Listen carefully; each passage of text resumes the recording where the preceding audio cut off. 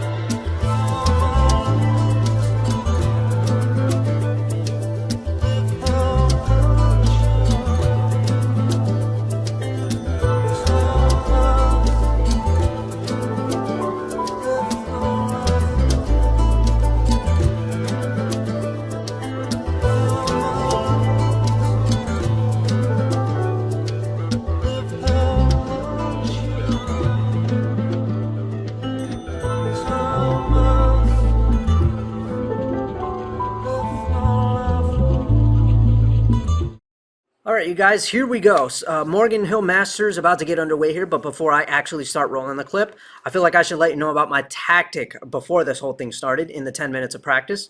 So, I packed an IQ Tour Edition because that ball being as great as it is, I felt like I could use it as a tool to help me figure out what I could use to start things off. So, because you know the IQ Tour Edition, it's like that perfect ball that fits right into the middle of your arsenal. So, yeah, after a couple of shots with that ball, I felt like my best bet was to go with something high performance. So, I went with none other than, as you can see, it's about to pop up right there, the Proton Physics, because, well, put it this way, okay? This is what I started imagining in my head. The Proton Physics is a high-performance, asymmetrical, solid cover ball. Very, very strong. Good for the heavy oil patterns. So I figured with me being on a pattern that's 25 milliliters of oil, I figured I wouldn't have to be way too far to the left to start out with. I figured I'm probably going to be somewhere around that middle arrow kind of area. So I felt like, hey, this could work. So I tossed my Proton Physics down there after determining what I felt I could use after throwing that IQ Tour Edition. So I tossed the Proton Physics out there, and it looked good based off of what I saw. It just clicked for me. Like, you know what? I like that. I feel like I could use this. So that's why I chose to begin with the Proton Physics right out of the gate. See right there, board lineup 21. That's not too far to the left compared to the house shot where I have to be a little more left than this. So I threw that and got a strike to begin things off. Great start. Alright, so going on this right lane, I did the exact same thing, lining up on 21.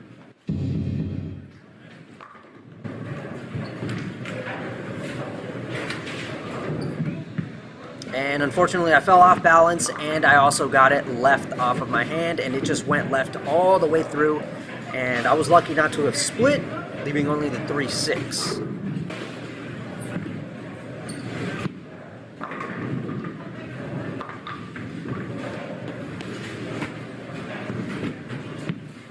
I got it left again, basically the same thing that I did on the right lane. So I will say that going through these first 3 frames, I actually started to have I really started to pay more attention to the finer details, if you know what I mean. Like, I started to pay way more attention to where I put the ball down, how it passed to the arrows, the break point, where the ball, where the ball was when it hit the pocket, and how, what it did, when it hit the pocket, if it deflected or if it continued. And I'm usually not very good at that. And I usually feel like I don't have to worry about that because, I've been on the house shot a lot, and you guys know that the margin for error when on a house shot is quite big, so you don't really have to worry too much if you screw up. But on here, obviously, the window to miss is a lot smaller. We're talking maybe like a 1, maybe 2 board window to miss compared to the house shot, which is like 5 or 6.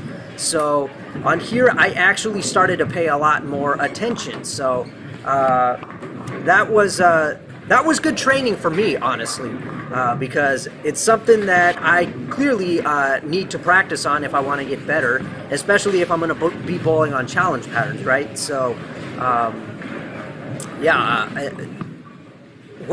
knowing that I was no longer on the house shot here, my, level of focus or whatever, it flipped on like a switch, and I started to really, really pay attention to these things because I knew they were important. Whilst at the same time, I tried not to completely overwhelm myself with information because I know that obviously is going to affect me, and then I'll end up playing pretty badly.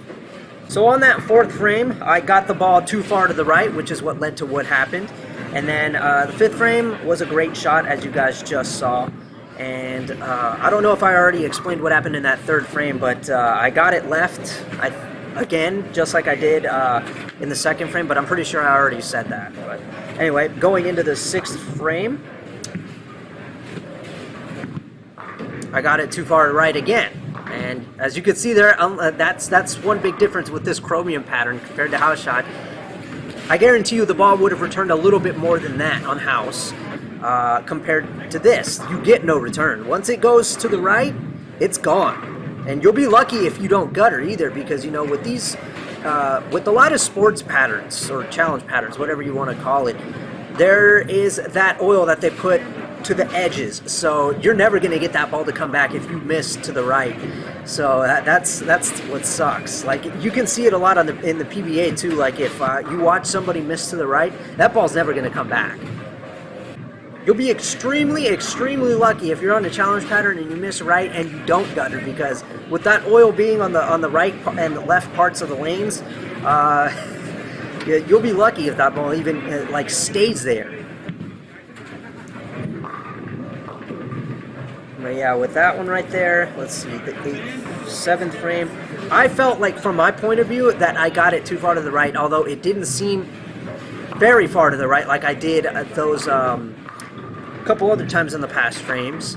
But we all got to remember that window to miss, very small. So I feel like we should consider that a miss to the right.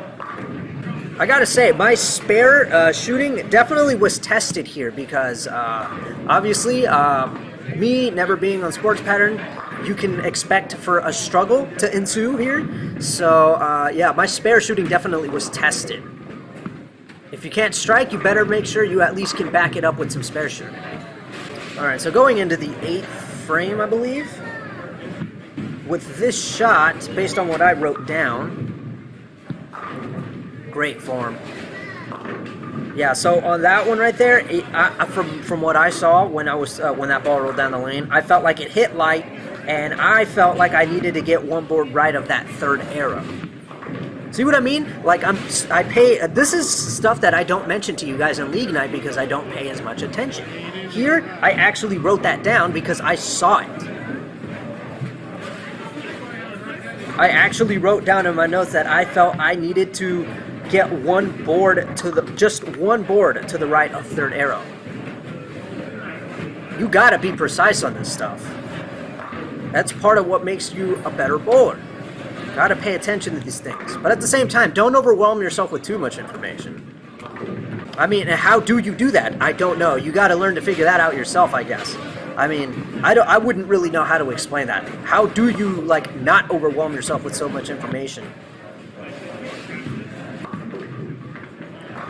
Yeah, that one definitely looked like a high hit, but, like, not in a way as if I was going to leave the 4, but I did leave the 9, so the ball definitely entered the pocket with a lot of angle, and that's an obvious indicator because of that 9 pin. Yeah, and according to what I wrote down, in this 9th frame, I got on 11 at the arrows, and as you can see, 9 pin. And I'm not going to lie, I thought I was going to miss that. Me knowing that there's 25 milliliters of oil, I thought, oh god, this ball's not coming back. But it did. Okay, so stepping up here to the 10th frame, I made the decision to go for slight adjustments. I went from, 21 to 21 and a half. I got it at 11 at the arrows, and it worked. So now that I knew that was in my head. I kept that, like, in my head, and I did not think about anything else. 21 and a half is like where I'm standing now. Where I'm sliding, I couldn't tell you that. Nice conversion by Rick Romero there. Shout out to him, by the way, and his son, who was also on the pair with us. They were both bowling pretty great, especially Rick Romero, who just converted that. He averaged well over 200, something, spoiler alert, something that I did not do in this tournament. Again, you know, cut me some slack here because, you know, I've never been on challenge patterns. I didn't know how to handle this too well. But he did, and he did great. I don't think he made the stepladder, though, because, you know, there was a lot of great bowlers up in this house. I was actually quite surprised. But he bowled great. He averaged well over 200. I couldn't tell you precisely what he got because I don't have access to the scores anymore, and I don't want to go looking for them. But, yeah, he did great. And then that's his son right there, Rick Romero Jr., I believe is his name. Yeah, anyway, getting back to it, that was what I was going to focus on, and nothing else. Trying to get, being on 21.5, sliding God knows where. I probably should have paid attention to that, but I didn't. But trying to get it at 11 at the arrows, on the 11 board. So that was going to be my primary focus going into this game number 2. And as you can see there now, after game 1, we're 180 all the way through. So not the best start, but you know, for me, like I walked into this thing with low expectations because I knew, okay, this is a challenge pattern. I know, as much as I want to have high expectations, I know this is basically, I'm in it for the experience. So that's really what I was going for. I'm trying to gain experience in the end and to see, to test myself, really.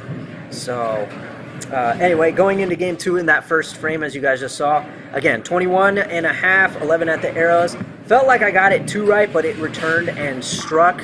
So I kind of struggled to pay real good attention on that shot, but it worked out in the end. And then second frame, went for the same plan, and unfortunately got it left off my hand. And I ended up with what I would call the rail. At least if, I mean, I don't know what is that a rail? Because I know if I was a lefty, that counts as a rail. I mean, the 1, the 2, the 4, and the 7, I know is what they call the rail, I think. So, I don't know, does this count? Is this the reverse rail? I don't know.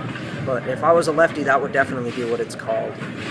So yeah, going into this, I went into this thing thinking, okay, Frank, do not think that you actually can stand a chance against whoever shows up to this tournament because you've never been on anything other than house shot. So house shot and sports shots are 2 different things. Like they've got their big amount of differences, and definitely shows here. So.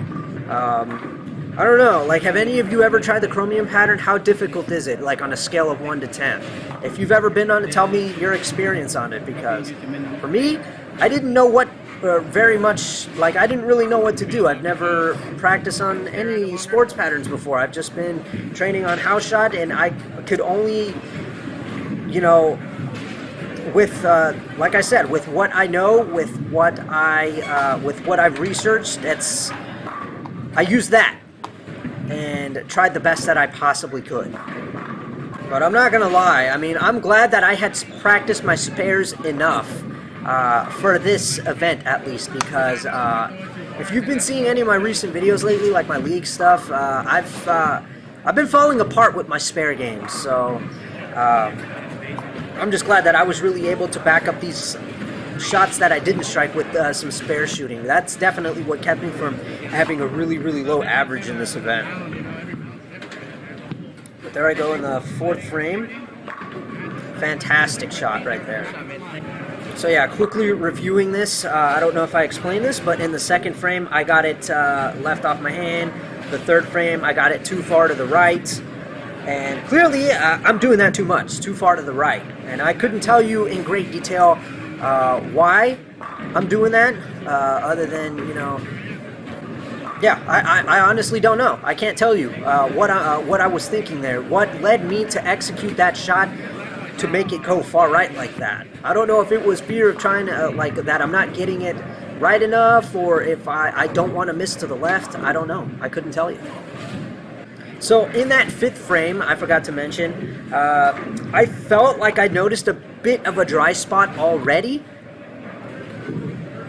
See, and then right there too, I noticed that as well, even though I got it, you know, kind of left compared to, you know, what happened in the 4th frame where I struck. I felt like I noticed something down lane, although it wasn't nearly as bad as whatever it was that I noticed on the right lane. So I was after I took the spare shot, I was telling myself, okay, well, it's not enough to be switching to another ball, and you know, I just felt like maybe just make an adjustment, and we'll see what happens there, because it's already the 7th frame, even though, and it's only game number 2. So yeah, I went for the adjustment from 21.5 back to 22, and it hit light. But according to what I put here, based off what I had seen, I got it again right of my intended target. So that was the reason for it hitting kind of light. But again, it could have been also because maybe that adjustment to 22 wasn't the correct adjustment. But one thing I'm really noticing is that I'm glad that my form was really, really clean. At least, you know, like I definitely posted a lot more of my shots rather than falling off them like you see in my league videos. Super disastrous. It's horrible. But I'm glad that I really got it together for this event. Posting a lot more rather than falling off. And going into the 8th frame, I did the exact same thing from 21.5 to 22. See what I mean? Like in the first game, I don't think that would have happened. Like I don't think the ball would have peeled to the left like that. So I definitely felt like maybe the level of friction was increasing. And in that 8th frame, I went over 3rd arrow and it struck. So I thought maybe that's the key for right now. Try to get it over 3rd arrow.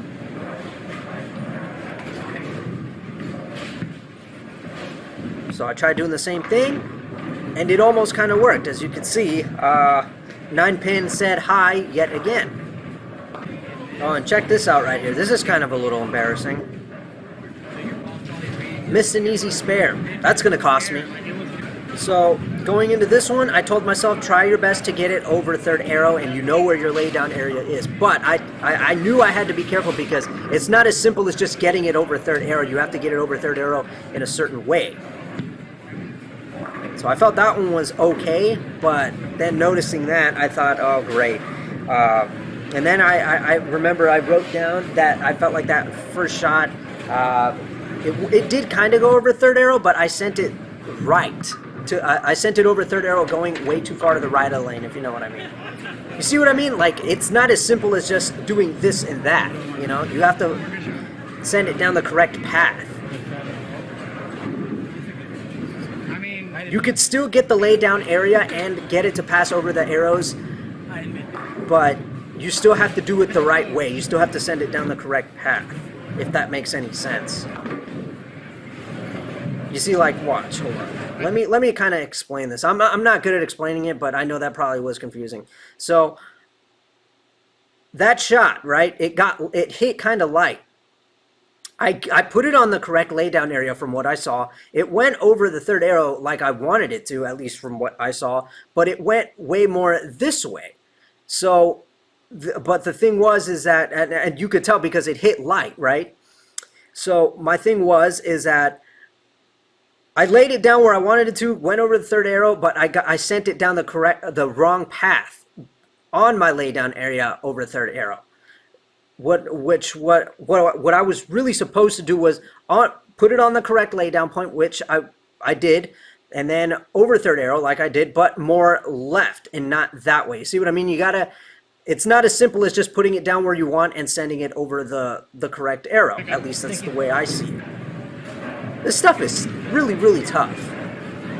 You know, it's almost like picking up the 10-pin. Like, say you want to send it through these 2 arrows right here. What is that? 4th and 5th arrow, I guess. You could still send it down this way. You could still get it in between these arrows, but still accidentally send it to the gutter before it could even get to the 10-pin. So you see what I mean? You have to get it through these arrows the right way so that it makes it to the 10-pin, if that makes any sense. That's basically what I was trying to do here. Get it on the right laydown point and get it over these arrows and send it down the correct path. That's tough. But anyway, going in for the second shot on the 10th. First shot was to right, and this second one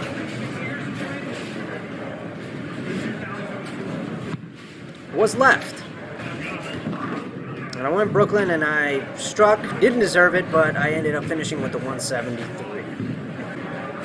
Alright, so for game number 3, we walk in with a 176.5 average and a 353 pin count. So, I decided to go for a change to the RSTX3 because this ball, actually, with the change that I had made to it, it used to have the 4K fast finish on it, but I had it changed to 2000 because when I first got the ball punched up, I threw it down the lane a couple times with the 4K fast finish on it, and it just wasn't hooking. It would roll down the lane like through the oil like normally, and then once it reached the break point, it would just die and not turn. And I told my PSO like, "Yo, this and that is going on with this ball." And then he asked me straight away, "Does this ball have 4K fast on it?" And I told him, "Yeah, it does." And he's all, "That's probably why." So what he did was he took it to the back and he applied that 2000 grit on it or whatever. Or I don't know what he did. He just told me it was called 2000. That's what he did. So he put more surface on it. He didn't polish it. He put more surface on it so that this thing would really grab at the lane when it got down there, and voila, the RSTX3 was back. It was hooking again. So I feel like this thing has more teeth on it. It'll grab at the lane a lot more. And also, this RSTX3, based on the amount of times I've thrown it on fresh and when the lanes start to dry up, this thing handles transition really, really good. So I felt like maybe it was a good idea to switch to this ball because it's good for transition, it's good for fresh, and because it has that 2000 that surface change of 2000 on it, I feel like it would grab more.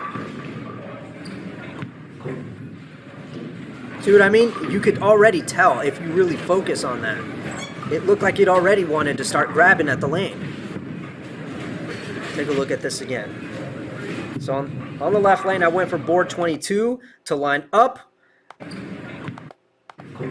See, like right about there already, it looks like it wants to start turning. And right there, see, it refused to go any more this way, so it decided to turn right there. So I thought, I think I could work with this. And I don't know about you guys, but for me personally, the RSTX3, when the lanes start transitioning, it becomes easier to read because, you know, those dry spots help you, like, you know, see where the ball is hooking. So I felt like the RSTX3 would have been perfect for this. But unfortunately, I hate to spoil it, but thanks to my very poor execution, it turned out to look not so great. So here we go. I decided to try 23 after what I saw on that left lane. Sent it through third and fourth arrow from what I saw. Break point at 10, and it struck. So that's what I noticed in that one shot. Stood on 23, sent it through the third and fourth arrow, and I noticed that it reached the break point at board 10. So I thought, okay, that's what I need to try and do now. So when I got on this left lane, that's what I was aiming for. So I made the same adjustment from 22 to 23. Tried my best to get it to third and fourth, break point at 10, but poor execution right there. I don't know what happened to me there. I guess I was thinking a little bit too hard, and I got it left almost immediately. I made sure I wasn't going to try to miss another 9-pin like I did before. Alright, so here we go on the fourth frame. Fell off. I was too busy falling off that I didn't really notice what happened when the ball rolled down the lane. So, unfortunately, I was lost on that one. One thing I've noticed is that I've definitely been leaving a lot of the 3 and the 6 and the 9. Haven't seen any 10 pins. I think I did see one 7-pin already. I'm not sure. Left that, what was it? The head pin, the 3, the 6, and the 10. So yeah, that I didn't notice that at the time, but I definitely should have noted it though when I was out there.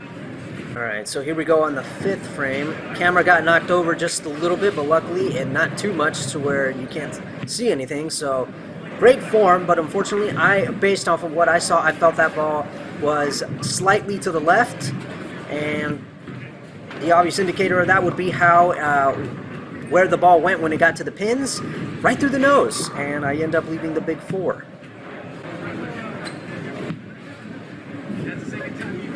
Man, imagine if I'd have got that. That would have been sick.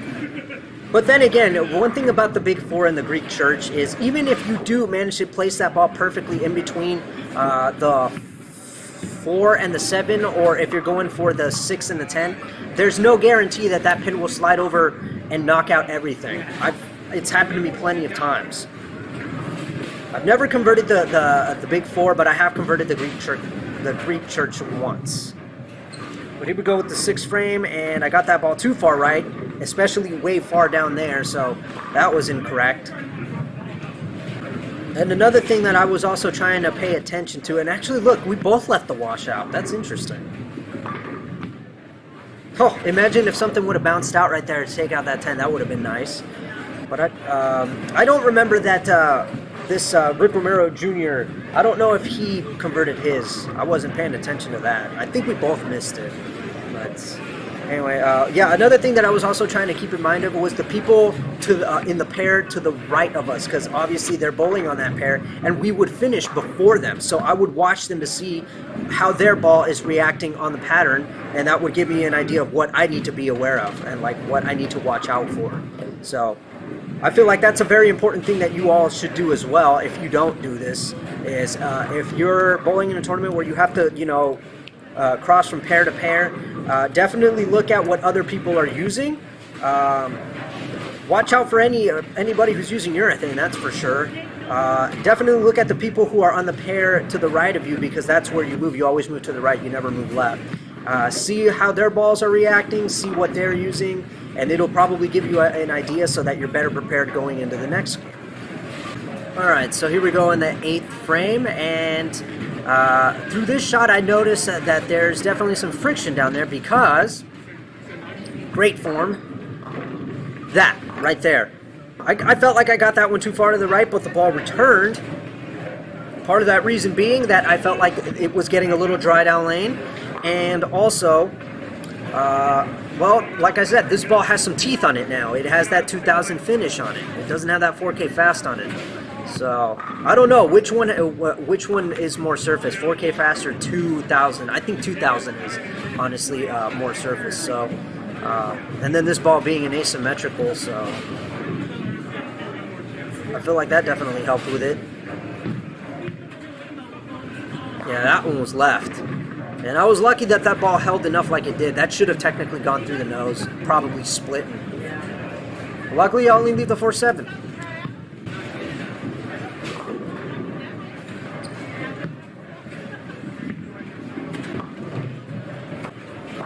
Alright, we have made it to the 10th frame of Game 3 already. Wow, time is just passing us by, isn't it? Well, at least for me. But anyway, that first ball, that's blatantly obvious. Too far to the right yet again for like the millionth time. Not gonna lie, picking up these kinds of spares where there's like that pin hiding in the back, I felt like was gonna be a little bit more difficult because, you know, I feel like you do have to make adjustments compared to like when you're bowling on the house shot. If you know what I mean, like I've seen like when the pros are bowling on like those crazy patterns that they bowl in on the PBA, I feel like they have to pick up their spares a little differently from what they normally do if they were on the house shot, if that makes any sense. So I felt like because this is obviously a longer pattern, I think. I mean, I don't know how long the house shot is here in this bowling center. It could be, I don't think it could be more than 40 feet, but this one being 42 and being a little, obviously 25 milliliters of oil compared to the house shot and its volume of oil, I felt like, you know, picking up certain spares was going to be difficult. But I just did the best I could with what I do, and luckily it wasn't too bad. But you can definitely see how the spares are saving me from what could have been a very, very low game. Like I said, spare game is definitely getting tested here. But there you go. On to game number 4. We're now on the nuclear cell after that because I felt like this RSTX3, I don't know what it is with me. It's got to be something that's going on up here in my head because it's whatever it is that's going on up here, I know for a fact that it's preventing me from being able to execute. I don't know what it is, but it's got to be distracting me. So I felt like, also because of how I felt like the lanes were drying up, even though I said that the RSTX3 is good for when the lanes transition, I just felt like, you know what, I'm not, for some reason, I'm just not executing good shots with this ball. I need to get away from it, so I figured the best bet would be to use the nuclear cell, as it is one of my favorites. It's also one that I can always count on to bail me out, so it's one that definitely restores my confidence because I know this ball front to back. I know how it is. So I felt like it would be the best thing for me. So after game 3, we now go down to a 173.6 average, and can't believe we're already on the halfway point, game 4. But yeah, that was my adjustment back to board 21. And after that, I was like, oh yeah, we found it again. Yep, there we go. From 23 back to 21. Since this ball is pearl, it's more lengthy, but it definitely has high differential.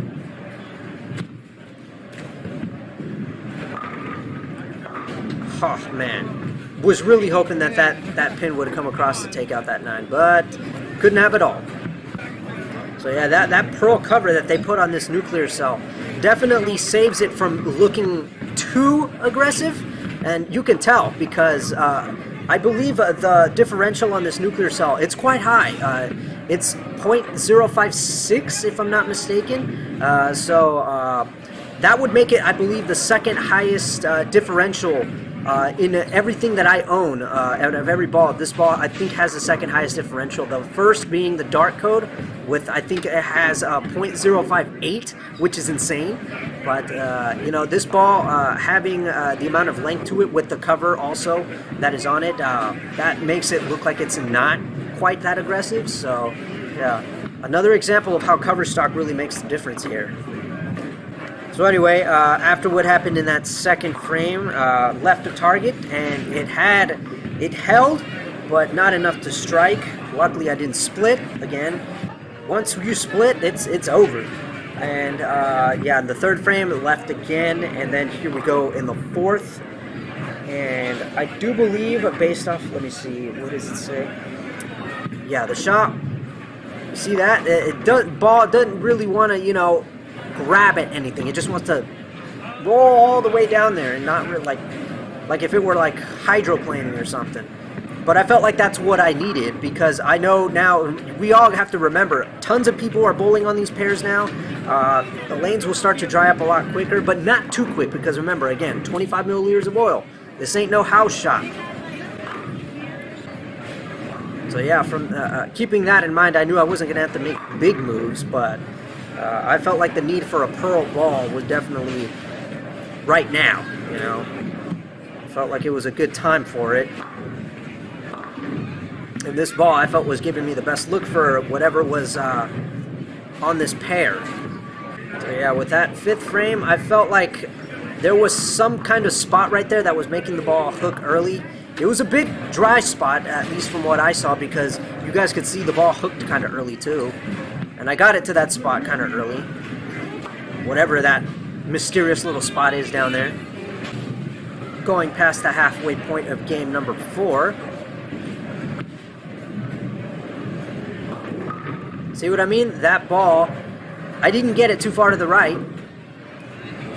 And it looked like it refused to go any more to the right. So I thought, wow, we're getting some dry stuff out here. That was definitely too far right. Look at that. See what I mean? You get it right, it's never coming back. Yeah, so unfortunately for me, I ended up doing that exact same thing kind of again. Look at this. Too far right again. And I don't end up cleaning it up completely. Only taking out a couple. Anyway, going into the 8th frame after that open. From what I wrote down, the shot was better, but the ball didn't have enough energy to really, you know, hit into the pocket. You could see it kind of like stopped a little. It didn't continue. It didn't turn the corner like I really wanted it to. Got a deflection when it hit the pocket, and I left the 10. And I don't know, is this the first time we're seeing the 10 pin? That's crazy.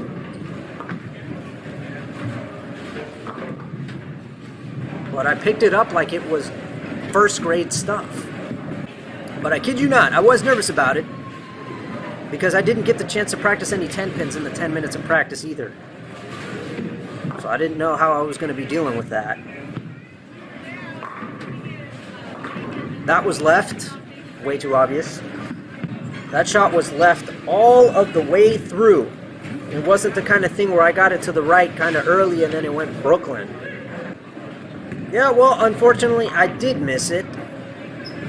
Sorry that you couldn't see it. I can't remember for what reason that I ended up cutting that out. I think that was a mistake on my part. But anyway, going into the 10th, I was very lucky that that ball held the way it did. Let's be honest, that was kind of left. That thing should have like gone through the nose or something. And you could tell because obviously the 9-pin was there, so I was lucky that a messenger came and took it out. But I definitely needed that strike. This last shot. Oh man. But yeah, as you guys saw there, I think I put it right there. I made an adjustment. Decided to make the move to 21.5. After what I saw with that 9-pin, of course, I felt like the need to make that half-board adjustment was necessary, and it turned out to be a really good adjustment. But I do believe this last shot right here was not the greatest.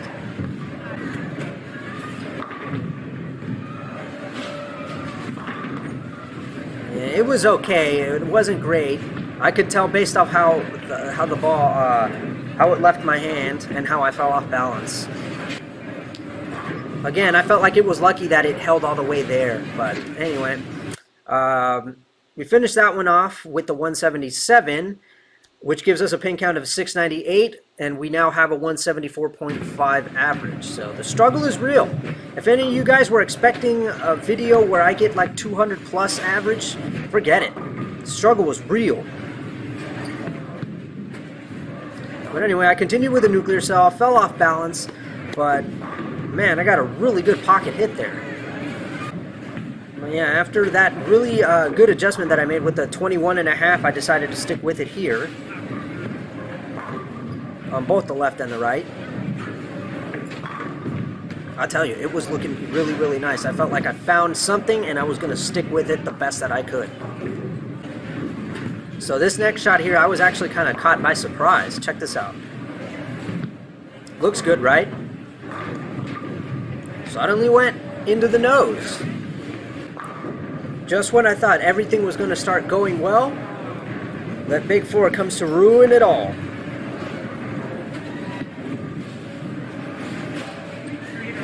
That's definitely a way to ruin the momentum, I'll tell you that right now.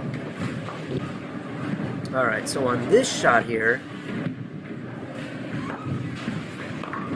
seeing how quickly the ball just moved to the left like that, I felt like, wow, I feel like I've probably got to make a move. This lane is definitely getting dry.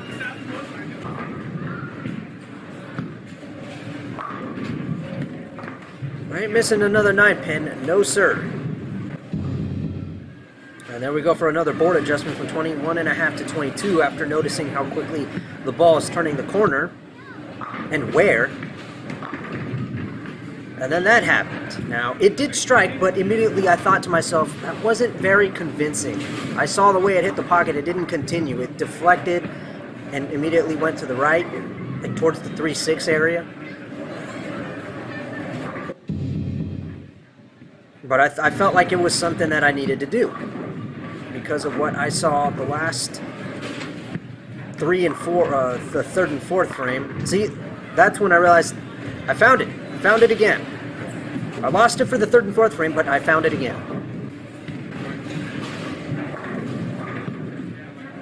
That one is nice. Oh yeah, see, that's what I'm looking for. That is a great shot. Form was great. Ball got around the corner like I wanted it to. And it continued, even after it hit the pocket. That's what I was looking for. That's what I want to settle for. I don't want to see none of that missing left, missing right, or even if I do hit the pocket and strike and it deflects, I don't want to see that. So it kind of fell off there.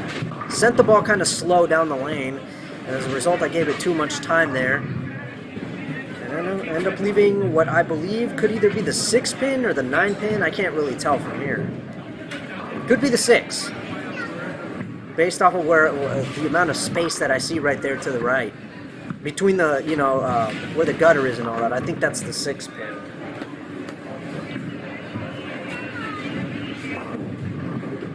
But one thing for sure, I knew that getting a very high game was probably not going to be on the cards for me. So I felt like one of my goals at least was to get at least one 200 game. If I could do that, then that's mission accomplished for me, because I knew, like I said in the very beginning, I came into this thing with low expectations, and as much as I hate to say that because I always want to have high expectations for myself, but I went into this one not trying to be like not trying to think like I stand a chance. I just want to come in for the experience, to try to gain some experience, know what it's like to be on this, to see what I can gain from this, to see how I can become a better bowler from this afterwards. So this game turned out pretty great, actually. You know, lots of great shots, lots of strikes, as you can see. That split in the third, though. That really messed with everything. Trying my best to repeat shots. Trying to use that dry spot kind of to my advantage. But yeah, that 10th frame, that first shot, according to what I wrote down, it went too far to the right, and that 2-8, that definitely shows you that. That's one of the things that I really like about this stuff is if I forget to pay attention to how the ball hit the pins, whatever it is that I leave can also serve as the, like, can also tell you what happened, you know, with that shot. So yeah, if you forget that, then you can also use whatever it is that you left as a way of telling you, oh, okay, this is what you did wrong and this is what you did right. So yeah, that first shot went too far to the right, and just like I did some time ago, I can't remember the last time I did it, first shot was too right, and the second one was left. See that? Jesus, that ball really turned to the left, didn't it? But there you go. We finally have our first 200 games. So that's mission accomplished for me. A 206, and that definitely helped us. Look at that jump from 174 to a 180 average. And our pin count is now 904, which is kind of embarrassing technically because, you know, it took until game 6 to get there. And I haven't even passed 1,000. And I'm sure at this point, Rick Romero Sr., who's on this pair with us, need I remind you, he's probably well past 1,000 already. But anyway, into this first frame, I decided to try board 22 and to see what happens. And immediately I thought, definitely this lane is a lot drier. And unfortunately, look at that. I missed another 9. Can you believe that? What am I doing? Missing 9s. That's easy stuff. But anyway, because of what happened on that right lane, I thought, let's make a big move. Let's try 24. I hope it wasn't too much. But based off of that, even though it was a bad shot, I felt like maybe this was the one. This was the right move.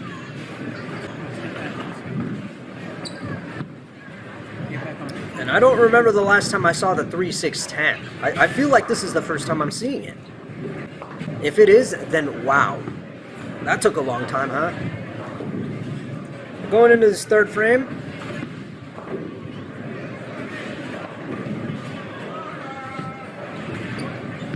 Too far to the right again. I wish I could stop doing that. I wish I could find a way to really stop doing that. And you know what the worst part is? I think I end up doing it again right here.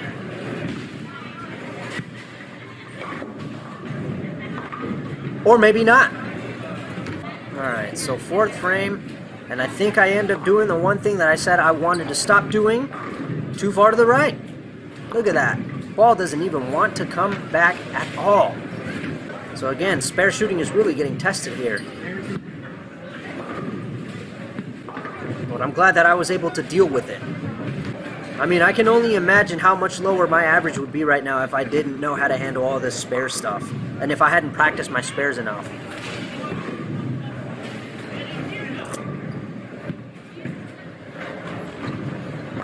No explanation. No explanation. Terrible. Just terrible. And that is it. And the worst part is I think I actually get it too far to the right again. No, I just threw it, from that, I felt like I threw it maybe too slow, as it kind of went through the nose there, and I ended up leaving what I think was the 3 and the 6. So this is already not good compared to the last game. From a 200 down to this, that's bad. So the 6th frame, to right again, to right again. And it's at this point where I'm like really starting to beat myself up about it. Like, what are you doing? Stop doing that. I couldn't tell you what was going on in my head at that point, but whatever it was clearly causing some kind of you know, like I was clearly fighting with myself, trying to like tell myself, I gotta quit doing that, but how? Whatever it is, it's continuing to like make me do that. And I don't like that.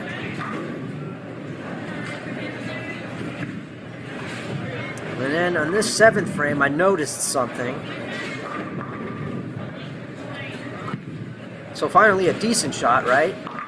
And through the nose. So I felt like maybe I need to move left again. Because for me, what I saw, that shot wasn't too far to the right and it wasn't left either. It was kind of where I wanted it. And then that happened, so I thought, wow, time for another adjustment. I feel like on the house shot, I would have made this.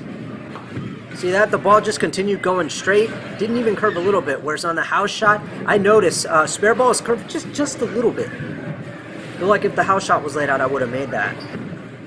But not on this one. You get no forgiveness here. So on the 8th frame, I tried 24. And it worked. So that's what I should have done. That's another thing that I feel I need to work on.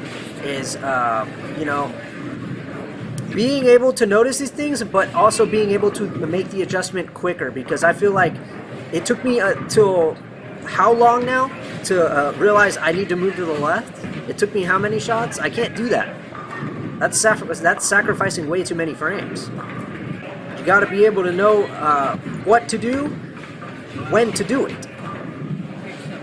I got to work on that. Definitely got to work on that.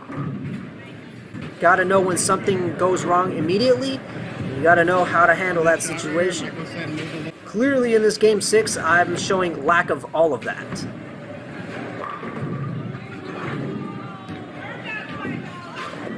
So let's see. 10th frame, mess that one up, and I got away with it, undeservingly though. And then this second shot right here, I noticed it hit a spot. See that? You may not be able to actually see it from there, but from what I saw, it hit a spot down there that refused to let the ball go any more to the right, and bam, that happened. So we have another baby split to deal with. Can I max out for 144? Oh yeah, beautifully done. That one was real nice. Alright, here we go. We've made it to game number 7. Unbelievable. So after that horrible 144, what a downgrade from 206 to 144. We finally passed the 1,000 pin count mark. So 1,048, and I believe now the average goes from 180 to 174.6. But I'm just glad that it's not any lower than that. And we finally made a switch. After all that with the nuclear cell, I felt like the fate at this point was perfect for the situation because look at this. What are we on? We're on 1 and 2. You know how I feel about 1 and 2. Any of you who have stuck around the channel for since I started making the league videos, you know how I feel about this pair. You know all about this pair. Any of you who are new here, let me tell you, this pair is a nightmare. It dries up quicker than any of the other pairs in the house. So look at that jump from 24 to 27, and look at that. Beautiful, beautifully done. The fate is perfect for this kind of situation because it has a pretty high RG, but a really good differential to make up for it.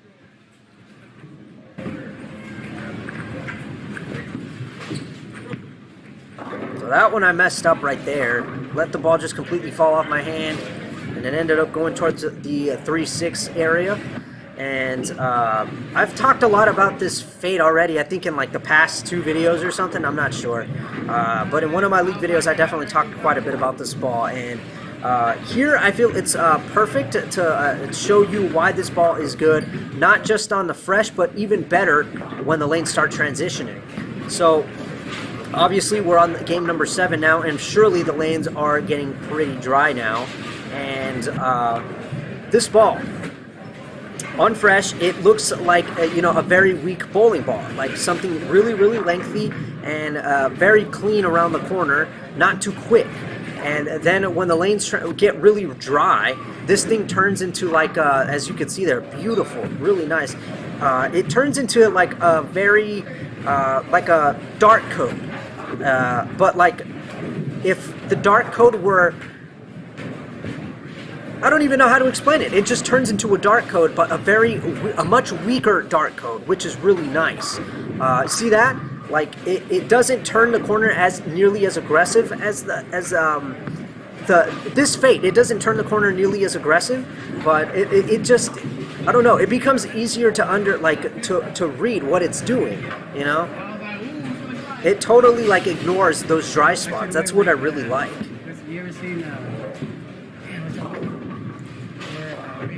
See what I mean? It doesn't like totally grab at the dry spot and just be like, whoop. It like kind of like is like nice and easy around the corner still, even when the lanes are getting dry. This ball is so perfect for when the lanes start to dry out. You could kill two birds with one stone with this ball, guys. Definitely consider the Fate if you want something that's good on fresh and something that's good on dry. The Fate is that ball.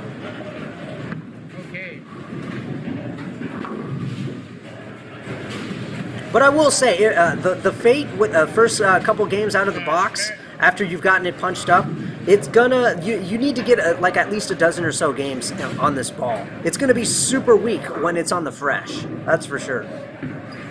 So yeah, give it a couple games. And then it'll start looking really, really good, just like that. And this is obvious evidence of it. I mean, look at that, strike, 7 spares, strike, strike, 8 spares, strike. And we're on a really bad pair that I hate so much. See that? It doesn't even look like there's any dry spots on this lane because of how this Fate is. Symmetrical core, high RG, and high differential.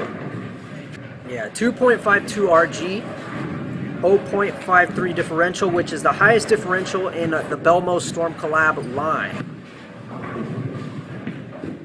Perfect combination in my opinion, and it's got the REX cover, so you can see why it would kind of act like if it were a dart code when the lanes start to dry up. A weaker dart code, I guess I might have to add. But yeah, I can, after experimenting with this ball for quite some time, I can say that this ball is definitely good on the fresh, but only after you've given it a fair amount of games first. So quickly recapping after all that time I've been talking, frame 1, I tried 27 and it was great. Tried 27 on the right lane, I messed up. The third frame, I got left of my previous shot, but there was hold there, luckily, because like I said, this Fate is fantastic. The fourth was a great shot. The fifth was good until it caught the dry a bit early. The sixth was a good shot. The 7 caught a lot of the dry. The 8th, I felt like it was time to move left and try board 29. So on the 9th, I got it kind of too far to the right, and as you can see, didn't really return. And I end up leaving a super washout.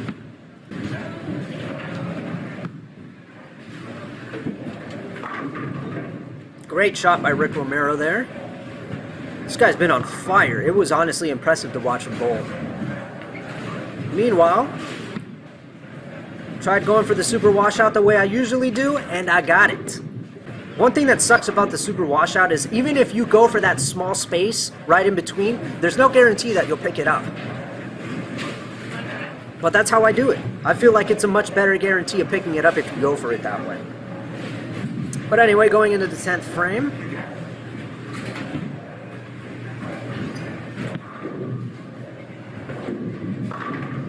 See that? Because it caught the dry there, I was easily able to get a read on that. Like, I don't know, it's so weird.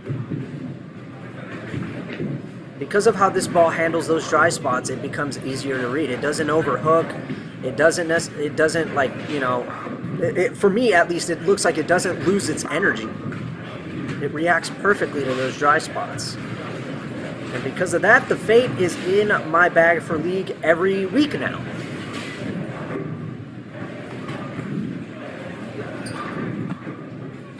You know, unfortunately, I went high with that ball. And so, because we were on the 10th, I felt the need to experiment. So I think, yeah, if I'm not mistaken, I think I end up making the move to 30. So we made quite a lot of moves here. Started off on 27 at the beginning half. Made a move to 29 after I started noticing things. And now, look at that. We're now on 30 with this Fate. That's crazy. Whew. Wow. Light hit, but I got it. That told me a lot for the next game, that's for sure. Now, just imagine this. Imagine if I was on the house shot on game number 8. Imagine how much further left that would have been. Oh my god. So because I felt like this pair was not nearly as bad as 1 and 2, I felt like I did not need to be on 30 any longer. So I went back to 27, and as you can see, it worked out quite nicely. And unfortunately, on this second frame, I got the ball way too far right there. And I was lucky that the dry spot kind of helped bring the ball back there. But I ended up leaving the bucket. Now, me being the way I am today, I guarantee you I would have probably hooked at that. But because my spare shooting was pretty good at this time, I didn't. I threw my spare ball at it. Now, going into this third frame, that's where the fatigue started to set in for a lot of us, especially like mentally. I got that one a touch to the right, and I set that ball up to go for a 10-pin lead. I find it kind of crazy that I didn't see the 10-pin too much throughout this entire event. But then again, I was seeing a lot of the 3 and the 6. I left like 2 baby splits. The 4, the 7, I was leaving a lot of that, so I'm just glad that I was able to pick up what I was leaving most of the time. The only thing that was really stopping me was splits. That's just not for me. So this fourth frame right here, I do believe that, yeah, right there. Ball didn't want to go any more to the right, hit it kind of like a dry spot there, but you could see how nice and smooth that ball got around. It didn't like totally like turn the corner real quick, nice and easy around the corner. Went Brooklyn, not proud of it, but you know, at this point I got to take them any way I can get them, right? Doesn't matter how, it matters how many, all that stuff. And this one right here I believe went high. Yep, right through the nose. And I don't remember how long it took me to realize that maybe I need to start moving to the left now. So yeah, like I said, leaving a lot of the 4 and the 7, 3, 6, a lot of the 6, a lot of the 9-pin.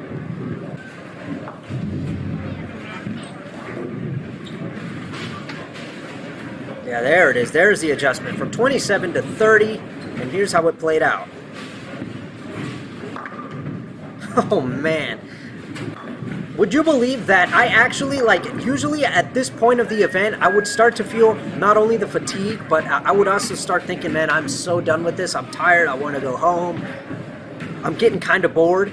I would start thinking that. But because of how much fun I was having with the Fate and, you know, this being like a challenge pattern, I was actually having a lot of fun, and I did not want this to end.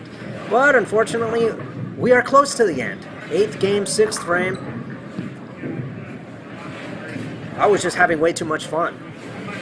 But seeing how things weren't turning out too disastrous in this last game, I became determined to try to get that 200 game to close this thing out.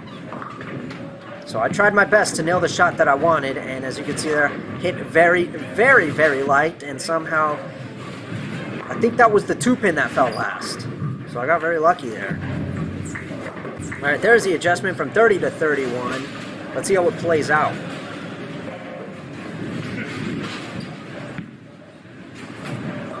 Look at that ball motion. You see that? That was so Dark Code-esque, you know, but weaker.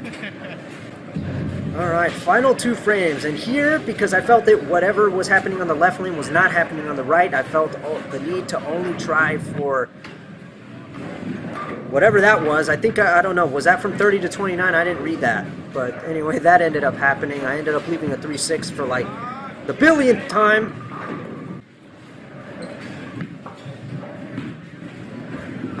Luckily, I got it. And I don't know, every time I left that in this event, did I ever chop on it? I don't know. I didn't really pay attention to that, but anyway. 10th frame. We finally made it to the end, folks. On 31. Look at that. that one I felt like I didn't get it right enough. I felt like that dry spot had nothing to do with that shot, so I ended up leaving the 3 and the 6 yet again. Back to back. I was a little nervous trying to pick this one up because I realized if I miss this, then my chance at a 200 game to close this thing out is gone. But I got it, and I'm like, thank you so much. So if I strike, I can get 204, I believe. So I knew I just needed to get some high pin count. I didn't necessarily have to strike, but obviously ending it with the strike would be very nice. And I believe I made an adjustment for that very last shot. Instead of 31, because of that shot that I saw, that first one that I took in the 10th, I felt like maybe moving to 32 was the best bet. Not even a half board adjustment, a full board. There it is, from 31 to 32. Just because of how I saw that ball hit the pins. Went for it. Beautiful form. Look at that.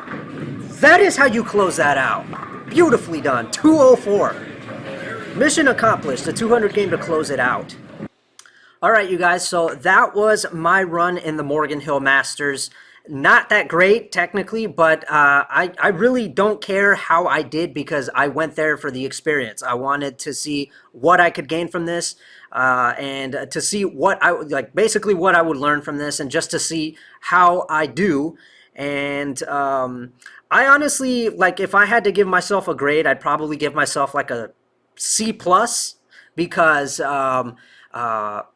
through this, one thing I learned that helped, I feel helped me improve was attention to detail. Like, I felt like I was, my ability to be able to pay attention to where I lay the ball down, where it passes through the arrows, like more precisely, like what board exactly, where the ball ends up at the break point area down lane, how it hits the pins. I felt like my ability to be able to pay attention to that better, really, I feel like I really improved on that throughout this entire thing. There were times where my mind went blank and I forgot to totally pay attention, but I felt like my ability to be able to pay attention to such details improved, and because of that I feel like bowling on a house shot would be 10 times easier, especially because you don't really have to pay too much attention, although you should.